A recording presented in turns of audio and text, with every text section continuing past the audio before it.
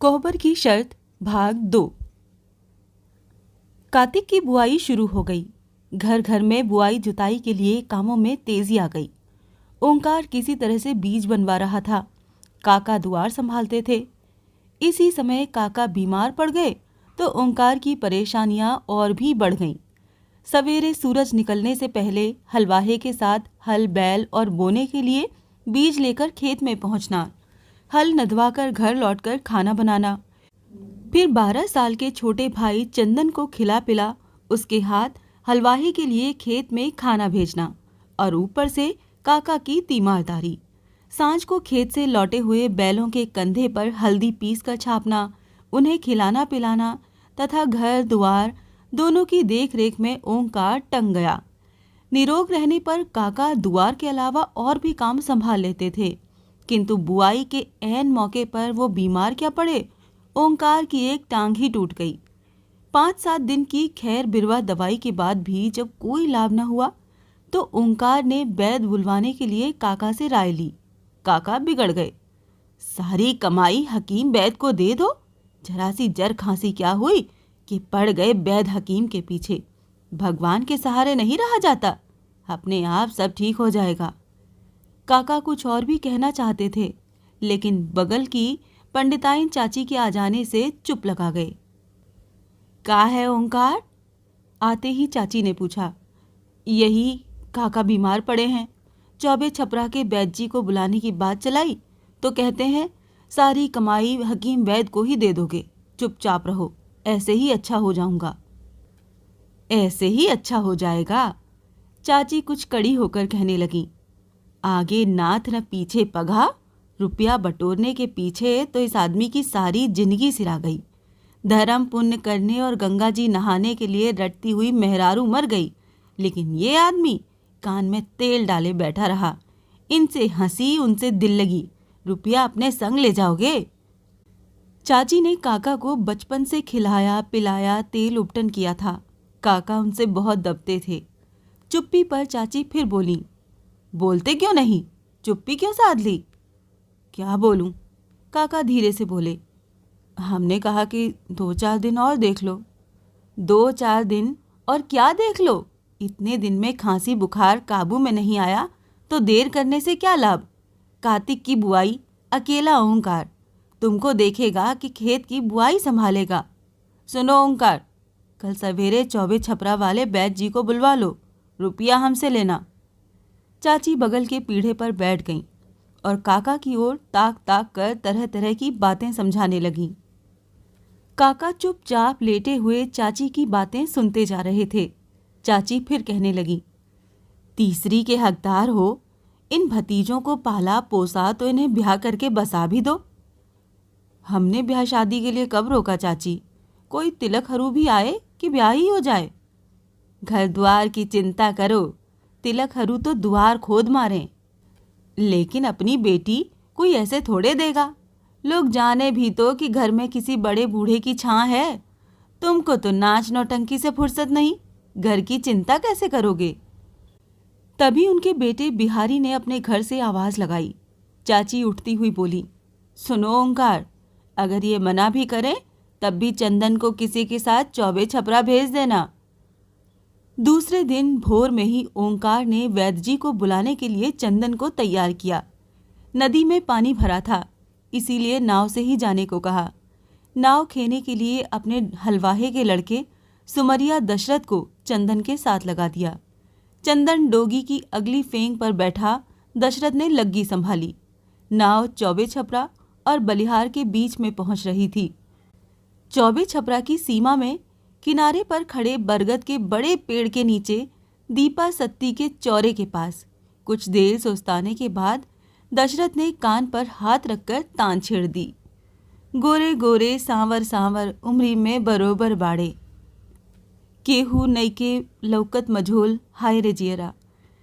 दशरथ के अलाप पर चंदन के बदन में जैसे गर्मी आ गई।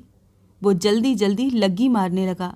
चाल तेज हो गई और समय से पहले ही नाव चौबे छपरा के पास पहुंच गई। सूरज निकल आया था। तीर पर एक कतार में बैठी हुई 10-12 लड़कियां बर्तन मांज रही थीं।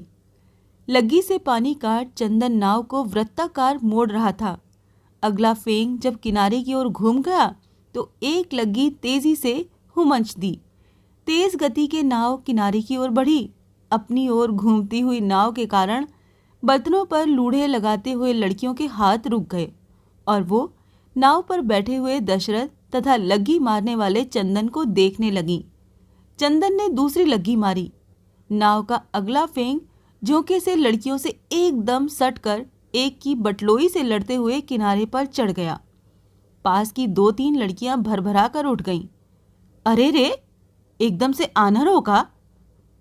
पातर लग्गी है, लचक गई, सद न सकी, पानी गलत कट गया। एक छोटी सी नाव मान में नहीं आती तो लग्गी मारने क्यों चले हो? इसी जगह पर नाव चढ़ानी थी, और घाट नहीं था क्या? फांट का फेटा कमर में लपेटे, फुफ्ती घुटने से मोड़कर मर्दानी धोती की तरह पीछे खोसी हुई, दोनों हाथों में बटलोई के पेंदे की कालिख लगाए क्रोध से भरी हुई लड़की चंदन को ताकने लगी। दशरथ कूदकर नाव का अगला फेंग दोनों हाथों से खींचकर ऊपर चढ़ा रहा था और चंदन डोंगी में लग्गी फंसा अपने को साधता हुआ नीचे उतरने के लिए नाव के अगले फेंग की ओर बढ़ रहा था। एकाएक पैर फिसला तो अपने को बचाने के लिए चंदन घुटने भर पानी में छप से कूद गया।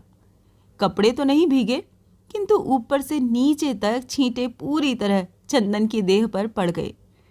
सारी लड़कियां खिलखिलाकर हंस पड़ी।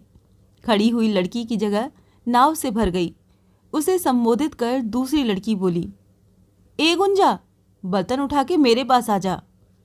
गुंजा बर्तन उठा रही थी कि चंदन ने सहमी आवाज में पूछा, बैद जी का घर किस टोल में है?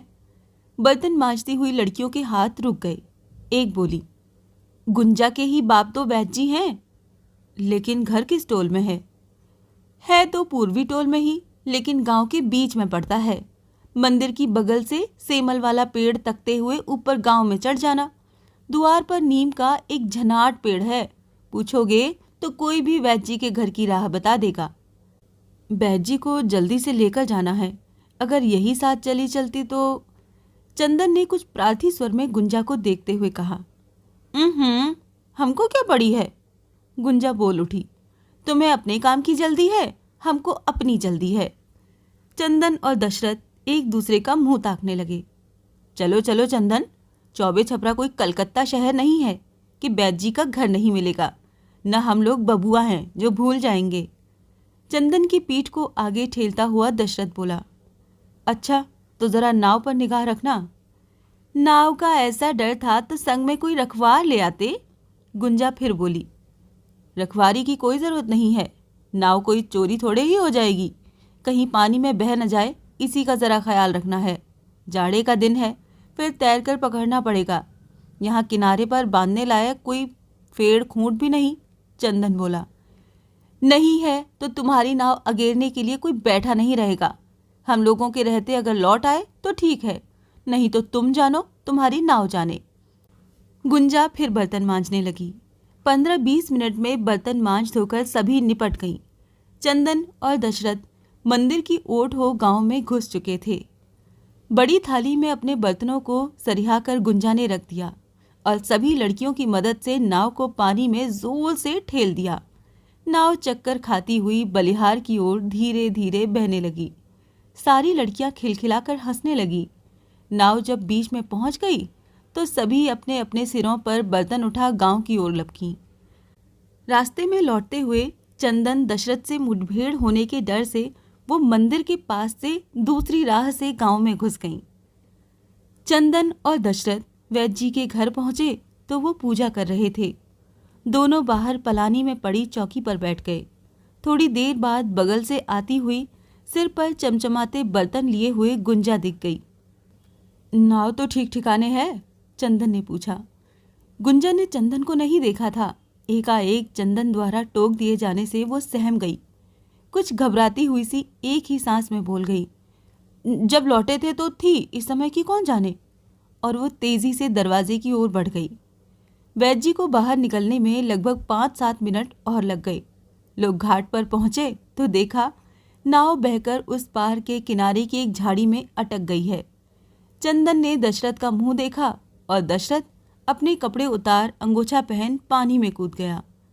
नाव पर बैठकर बलिहार की ओर चले तो राह में ही वैद्य जी ने चंदन से उसके घर के बारे में सब कुछ पूछ लिया। बलिहार आया तो काका को देखने से पहले उन्होंने ओंकार को देखा, बातचीत की। उसके बाद काका को देखने घर पहुंचे। काका चुपचाप लेटे थे। वैद्य जी से हल्का फुल्का परिचय था, लेकिन वैद्य जी ने बड़ी आत्मीयता दिखाई। नाड़ी देख लेने के बाद वैद्य जी काका से इधर उधर की बातें करते रहे। बातचीत के सिलसिले में जब वैद्य जी से काका ने सुना कि उनकी बीमारी बिगड़ गई है और दवाई लगभग 3 महीने करानी पड़ेगी, तो वो उठकर बैठ गए और वैद्य जी की ओर तर्जनी दिखाकर बोले, सुनिए वैद्य जी, हकीम वैद्य से हमारा मन नहीं भरता। जो जन्म देता है वही रोग भी देता है। जो कुछ भोग भोगाव लिखा रहता है भोगना ही पड़ता है। अगर डोरी लटक गई तो पकड़ के चढ़ जाऊंगा। उस समय कोई वैद्य हकीम रोक नहीं पाएगा। इसीलिए दवा बिरो के फेर में मैं नहीं पड़ता। लेकिन लड़कों के आगे अब नहीं चलती। गांव वालों के बहकावे में आ गए, चट आपको बुला लिया। अब बुला तो लिया, लेकिन दाम कहाँ से आएगा? दाम की चिंता आप क्यों करते हैं? आप जिसमें खुश हों वही होगा। लेकिन हम जैसे कहें वैसे चलिए। जो दवा दें खाइए, नियम परहेज से रहिए। 3 दिन तक की दवाई दे, खाने की पूरी विधि बता और चौथे दिन फिर आने को कहकर वो घर चले गए। गांव के बाहर तक ओंकार पहुंचाने आया। ओंकार से इधर उधर की बातें करते हुए वैद्य जी नाव से पार उतरकर दूसरे गांव में रोगी देखने चले गए। वैद्य जी जवार के 10-12 गांव के लिए सुखेन थे। बराबर उनको दौड़ते ही बीतता था। आज इस गांव में, कल उस गांव में। बुलाहट पर तो विशेषकर वो गांव में जाते ही थे। वैसे अपनी सुविधानुसार उन्होंने प्रत्येक गांव के लिए पारी बांध ली थी। अपनी घोड़ी पर अगल बगल के 5-7 गांव तक का वो दौरा कर लेते थे। वो एक बार घर से निकलते तो 2-2, 3-3 दिन के बाद लौटते। बिना बुलाए लोगों को देख आते और कुछ न कुछ कमा लेते। रुपया तो उन्हें उतना नहीं मिलता जितना माल मात के दिनों में बोरे के बोरे अनाज पा जाते थे। बैसाख में लोग साल भर की चुगतान अनाज देकर कर लेते। वैद्य जी अनाज वहीं बेचकर अच्छी आमदनी कर लेते। छोटा सा परिवार था। पत्नी, 2 लड़कियां, रूपा और गुंजा। रूपा ब्याहने लायक हो गई थी, लगभग 14 साल की। गुंजा 10-11 की। रूपा के लिए वैद्य जी कुछ चिंतित रहने लगे थे। गांव-गांव में वर की तलाश किया करते। ओंकार रूपा के लिए पसंद पड़ गया। उगते हुए छोटे से परिवार में काका, ओंकार और चंदन। बाकी भीतर का घर एकदम सूना। वैद्य जी ललच गए। तीसरे चौथे काका को देखने के लिए बलिहार आने लगे और मन से उपचार में जुटे। प्रारंभ में तो काका की बीमारी कुछ बढ़ी, लेकिन फिर वैद्य जी ने काबू में कर ली। बीच में 2-4 बार काका और ओंकार ने वैद्य जी को रुपए देने चाहे, किंतु वैद्य जी ने अस्वीकार कर दिया। काका की बीमारी में लगभग 2 महीने लग गए, किंतु इस बीच उन्होंने काका, ओंकार, चंदन तथा गांव के बड़े बूढ़ों से अच्छी तरह घनिष्ठता बढ़ा ली। काका की बीमारी में ओंकार को भी 1-2 बार चौबे छपरा जाना पड़ा। वैद्य जी की पत्नी ने भी ओंकार को पसंद कर लिया। काका की बीमारी से खंड की बैठकी में सूनापन आ गया था। दोपहर को जामुन वाली परती में जब खा पीकर गांव के लोग जुटते तो देखते देखते सांझ हो जाती। परती में लगभग 12 महीने हरी हरी मुलायम दूब भरी रहती। जगह जगह 4-5 जामुन के पेड़ थे जो गर्मी के दिनों में छाया और ठंडक देते थे। जाड़े में लोग इस परती में घाम लेने बैठते। बच्चे दिन भर इसमें खेला करते। गांव का बर बिटोर यहीं होता। पूर्वी और पश्चिमी टोल की बेटियों के ब्याह में तंबू कनात यहीं गड़ते। इस परती से गांव के सभी लोगों का लगाव था। 2 महीने के बाद पूरी तरह निरोग होकर काका पहली बार जब घर से बाहर निकले तो सबसे पहले इसी परती में बैठे। काका के बैठते ही उनकी बीमारी की चर्चा छिड़ गई। लोग वैद्य जी की प्रशंसा करने लगे। वैद्य जी ने काका को अच्छा कर दिया, लेकिन 1 रुपया भी नहीं लिया। बगल में बैठा हुआ जियावन बोला, बैदवा बेवकूफ नहीं है, 1 का 4 वसूलेगा। अनिरुद्ध काका की ओर ताक कर मुस्कुराया। चौबे छपरा वाले नंबरी गोइयां हैं, काका से 1-2 बीघा खेत तो जरूर ही लिखवाएंगे। काका भीतर ही भीतर खिसिया कर बोले, तेरे बाप ने कुड़ार का खेत लिख दिया तो समझता है कि बलिहार में सब कपूत ही जन्मे हैं। तभी सामने से घोड़ी पर चढ़कर आते हुए वैद्य जी दिखाई पड़े। आ गए वैद्य जी, अनिरुद्ध फिर बोला। गांव भर में वैद्य जी कहे आए हैं कि तुम्हारी बीमारी में 500 रुपए की दवाई और मेहनत लगी है, या तो 1 बीघा खेत लिखो, नहीं तो हुई बटोर। काका पहले से ही चेत जाओ। वैद्य जी के आने से गांव के 2-4 बड़े बूढ़े आकर पास बैठ गए। वैद्य जी के बैठते ही अनिरुद्ध फिर बोला, काका अच्छे हो गए, लेकिन आपने कुछ लिया नहीं वैद्य जी। वही तो मांगने आज आया हूं, वैद्य जी बोले। अनिरुद्ध हंसा। अब बोलो काका, हमारी बात तो पतियाते नहीं थे, अब दो वैद्य जी को। फिर वैद्य जी से बोला, तो मांगिए ना वैद्य जी, क्या मांगते हैं? रुपया पैसा हमको नहीं चाहिए, वैद्य जी बोले। तो खेत ले लीजिए, अनिरुद्ध बोला। अरे अनिरुद्ध वाह, बकबक मत कर, नहीं तो देखता है ये डंडा। कहिए वैद्य जी, कुशल मंगल? काका बोले। सब ठीक है, लेकिन अनिरुद्ध की बात आपने सुनी? वैद्य जी बोले। आप सुनाइए, काका बोले। हमारी आप सुनेंगे? वैद्य जी ने प्रश्न किया। आपने तो हमारी नहीं सुनी, लेकिन मैं आपकी सुनूंगा, कहिए तो सही। मेरे कहने भर से ही काम नहीं बनेगा, जो कहूँ उसको मानने से होगा। हम आपसे बाहर नहीं हैं वैद्य जी, आप मुंह तो खोलिए। हमें अपना ओंकार दे दीजिए। भीड़ में बैठे हुए लोग एक दूसरे का मुंह ताकने लगे। जो कुछ होगा, वैद्य जी फिर कहने लगे, पान फूल से यथाशक्ति पूजा भी कर दूंगा। का राय है अंजोर? बगल में बैठे हुए पद में काका के चाचा लगने वाले ददुआ बोले। जब आप लोगों की राय है तो हमको भी मंजूर है। वैद्य जी की राय है तो हम कैसे कुछ कहें, उन्होंने हमारी जान बचाई है। वाह रे वैद्य जी वाह, क्या साध की लकड़ी मारी कि काका एकदम से चित्त। काका की तकदीर में सही में सोना है, बिना पैसे के दवाई भी कराई और ऊपर से समधी भी बन गए, तो हो जाए बरिच्छा लगे हाथ। फिर तिलक में भी खाने को मिले चट मंगनी पट ब्याह। बात वैसी ही हुई। वैद्य जी ने पतरा निकाल लिया और चश्मा लगाकर पतरा खोलते हुए बोले, आज शुभ साहित है, आप कहें तो बरिच्छा कर दूं? हो जाए हो जाए, ददुआ कहने लगे। शुभ काम में क्या देरी, चलिए वैद्य जी, द्वार पर चलिए। चलो हो राम अंजोर। ददुआ पहले ही उठ गए। वैद्य जी, काका और लगभग सभी बैठे हुए लोग उठकर काका के द्वार की ओर चले। वैद्य जी ने 51 रुपए से ओंकार की बरिच्छा कर दी। कंजूसी के लिए काका गांव भर में प्रसिद्ध थे।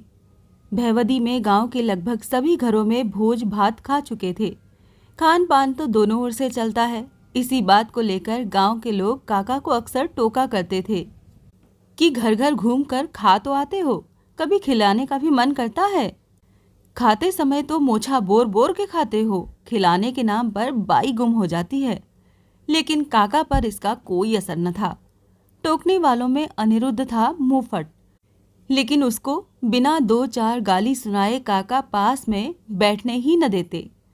लेकिन ओंकार के तिलक के दिन काका के घर न जाने कहाँ की रौनक आ गई। बाहर भीतर से लिप पुत कर मकान जगमगा गया।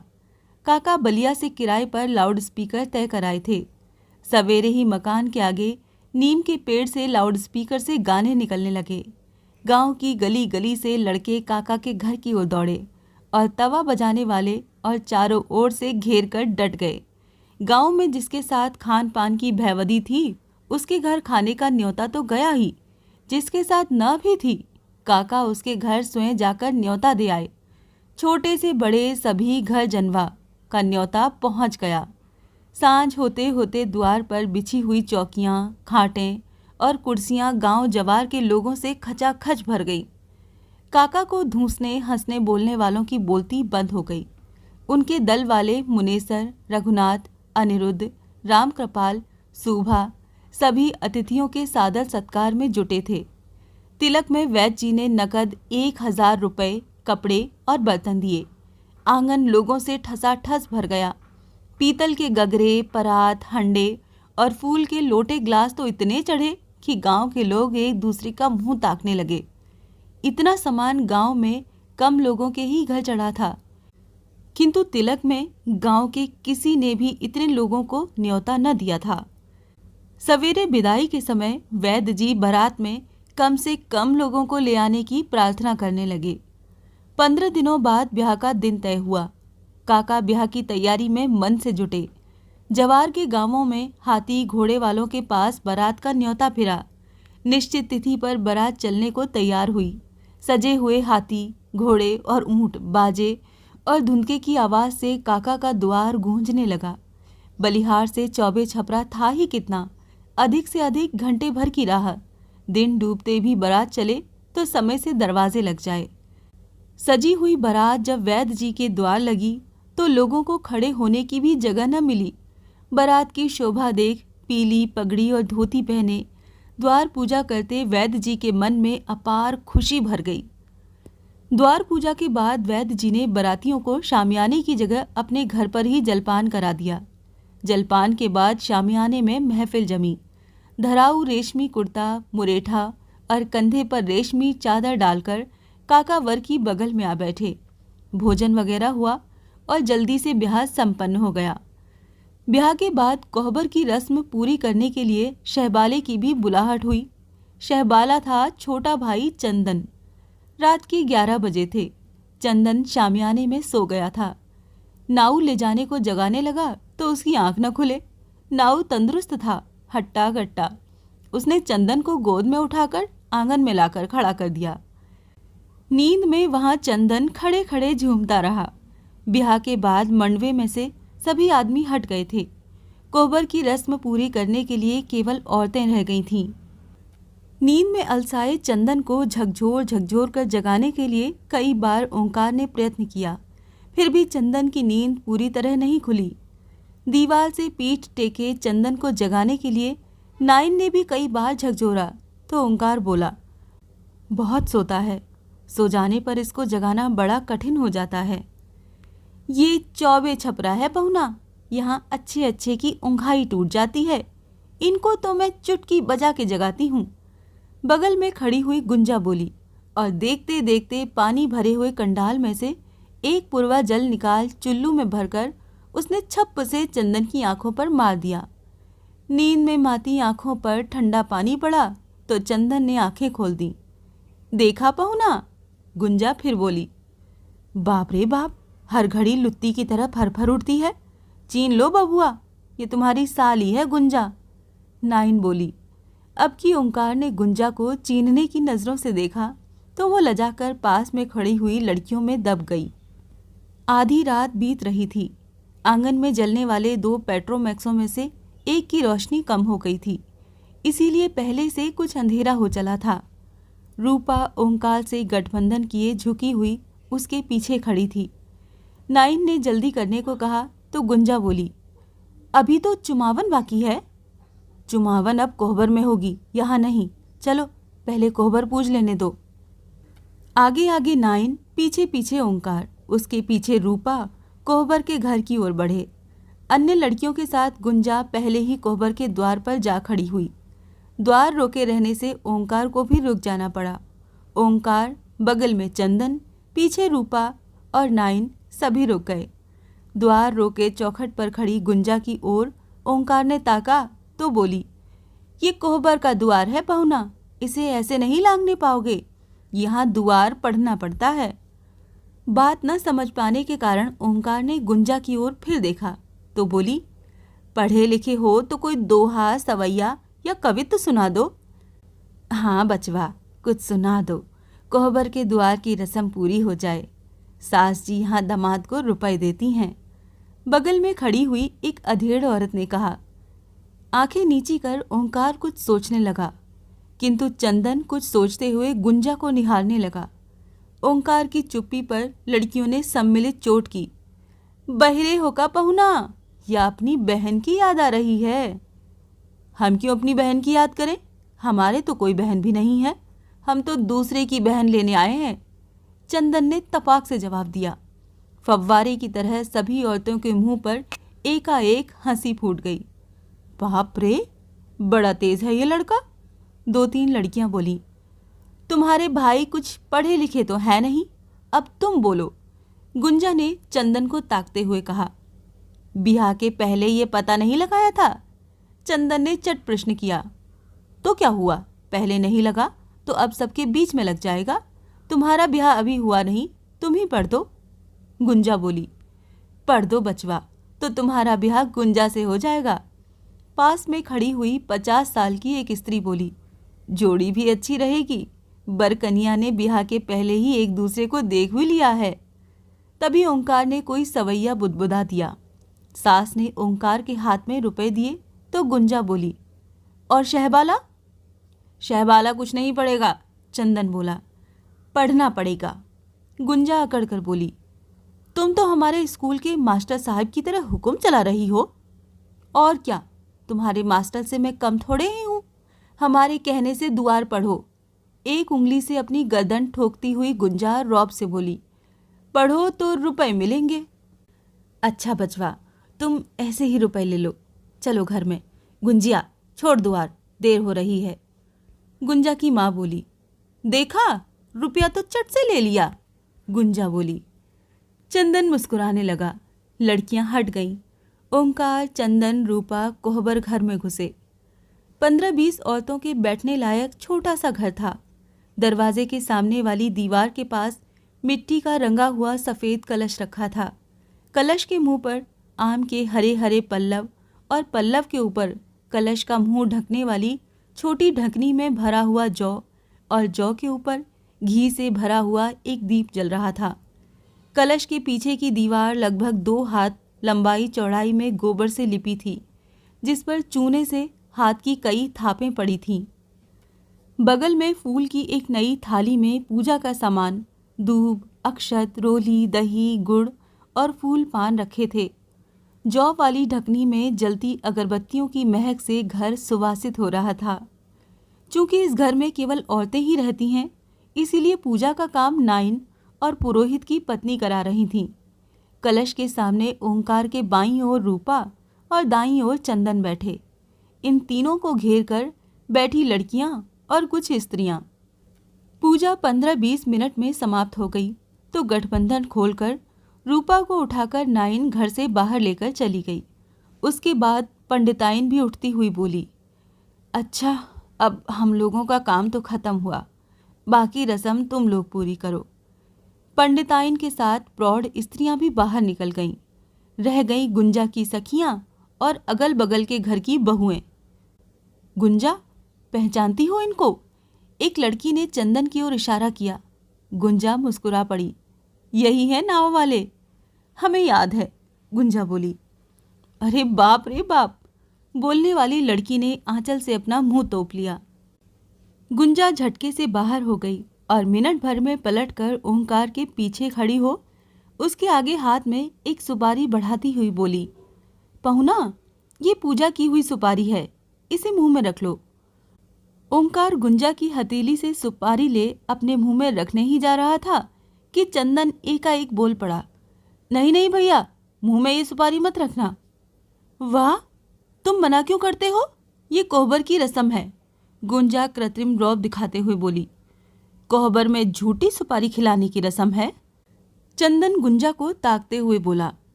झूठी? किसकी झूठी? तुम्हारी बहन की। ब्याह के दिन लड़की दिन भर मुंह में सुपारी रखती है, मुझे मालूम है, किसी और को चराना। सारी लड़कियां हंस पड़ी। बाप रे, ये तो हर बार हरा देते हैं। गुंजा फिर कमरे से बाहर हो गई। चंदन पर फिर नींद का नशा चढ़ने लगा। वो रह रह कर झपकी लेने लगा। ओंकार ने उसे 2-1 बार जगाया, लेकिन चंदन अपने को रोक न पाया और दीवार के सहारे उठंग गया। गुंजा फूल की एक थाली चावल से भरकर ले आई और दूसरी खाली। चंदन को देखती हुई बोली, अरे सो गए? पहुना, तुमने भी नहीं रोका? और चंदन को झकझोरती हुई बोली, ए, यहाँ सोने आए हो कि बतियाने? मुझे ऊँघाई आ रही है। ऊँघाई आ रही है तो यहाँ सोने को नहीं मिलेगा। कोहबर में रात भर जगना पड़ता है। अभी से ये हाल है तो अपने ब्याह में क्या करोगे? लेकिन चंदन फिर दीवार के सहारे लुढ़क गया। अच्छा बच्चू, ये लो। और गुंजा ने बगल के लोटे में से एक चुल्लू पानी लेकर चंदन की नींद में माती आंखों पर छप से मार दिया। चंदन की झपटी आंखें पूरी तरह खुल गईं, तो गुंजा अपने आंचल से चंदन की आंखें और मुंह पोंछने लगी। रंगी हुई नई साड़ी की गंध चंदन की नाक में भर गई, प्यारी सौंधी गंध। चंदन पूरी तरह जग गया। अरे अरे, मैं कोई बच्चा थोड़े ही हूं। और नहीं तो क्या बच्चे के बाप हो। पास में बैठी हुई सारी लड़कियां हंसने लगीं।